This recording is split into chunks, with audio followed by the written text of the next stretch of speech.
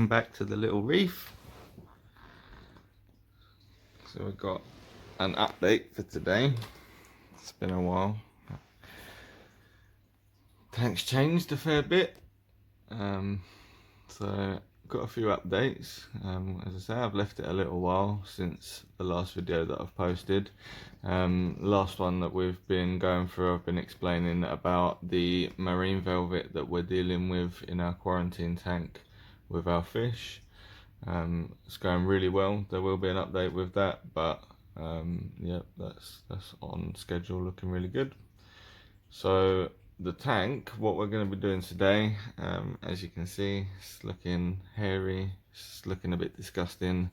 I have done a water change a couple of weeks ago, well, nearly 2 weeks ago, but I'm going to give it a proper clean, and I thought, well, a big water change today, so thought we'd go along on that, and I'll show you some before and afters of the tank once it's all nice and clean. So at the moment we're dealing with the green hair algae, one of the next stages of a new tank.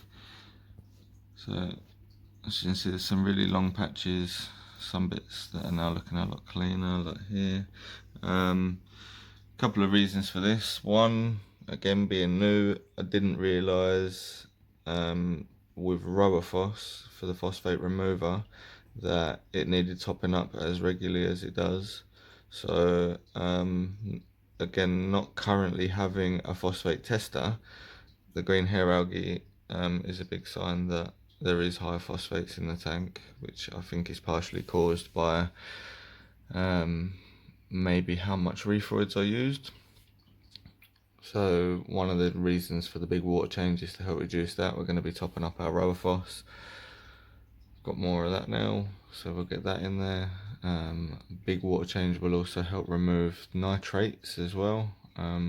There, I've done a water test about 3 or 4 days ago, and that was sitting at around 30 parts per million, I think it is. So again, that's relatively high.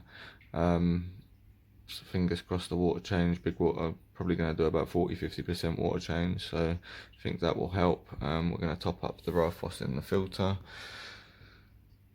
Gravel vac sand, new water. Gonna use my little brush and have a scrub at the rocks.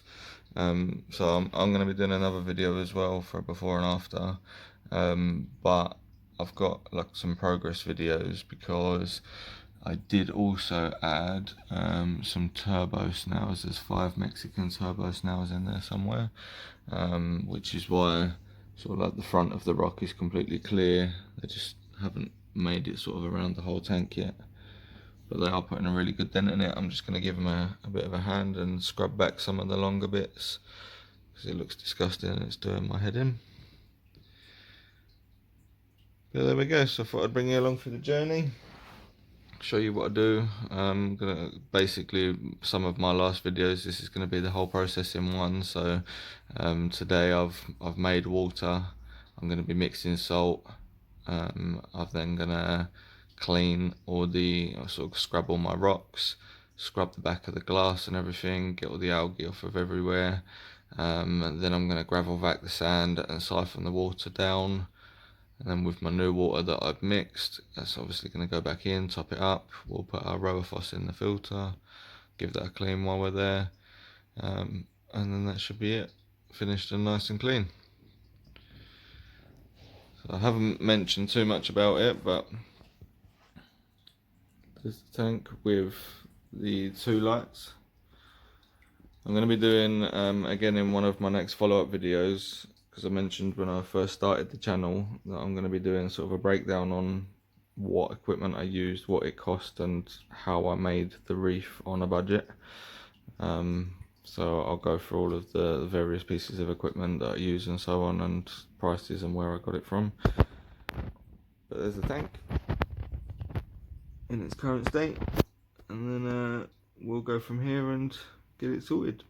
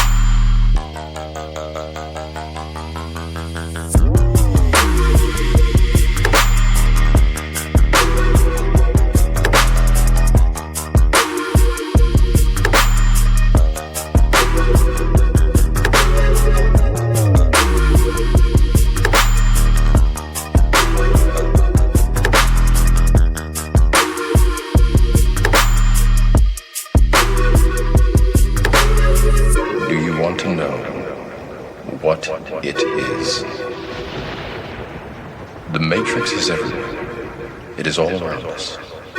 Even now, in this very room. You can see it when you look out your window, or when you turn on your television. You can feel it when you go to work, when you go to church, when you pay your taxes. There it is. So, my phone battery died, unfortunately. I didn't get a chance to film everything I wanted to in this video.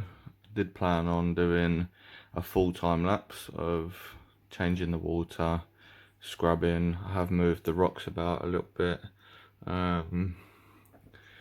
cleaning the sand and so on. So unfortunately I didn't get to do all of it, but I have covered that in previous videos, so you should know what to do. But just as an update video at least, you can see rocks now are a lot clearer. Give them a scrub combined with the snails going at it as well. I'm quite happy with that now. We've moved things around a little bit. I don't know if you saw in the time lapse, but my torch annoyingly fell off of my rock, and my hammer was here.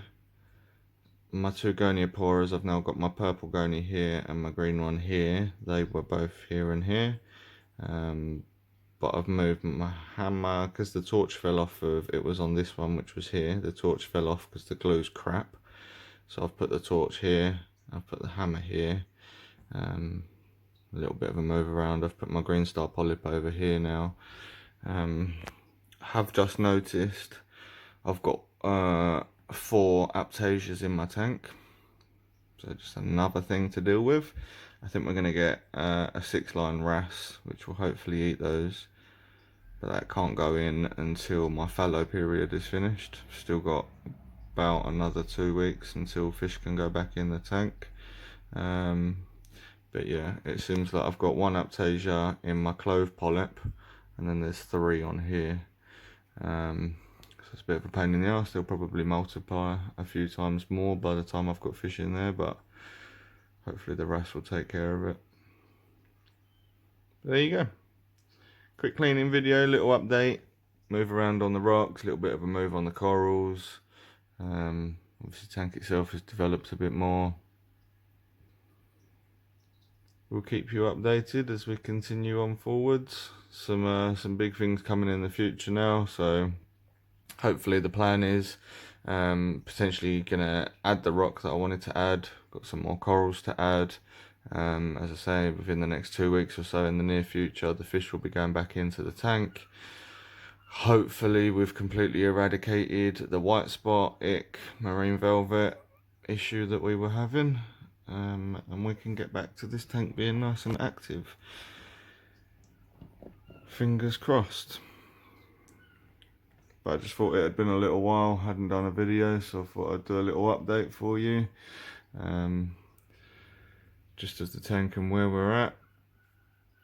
Annoyingly, pro mode that I'm using my phone in has overexposed my sandbed a little bit, so you can't really see it too well, but sandbed's generally pretty nice and clean now as well.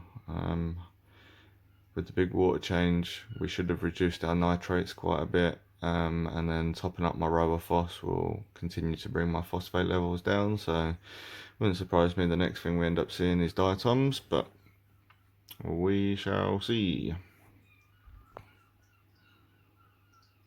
There we go. Hope you like a little look at the tank, and we will update you more in the future. As I say, I've got some more videos coming soon. I will be doing my breakdown video on the tank, all of the equipment and so on soon as well. So if you're interested on how I made the reef tank on a relatively tight budget, then keep your eye out for that video. Really appreciate anyone that likes, comments and subscribes. Thanks for watching, and we'll see you in the next one.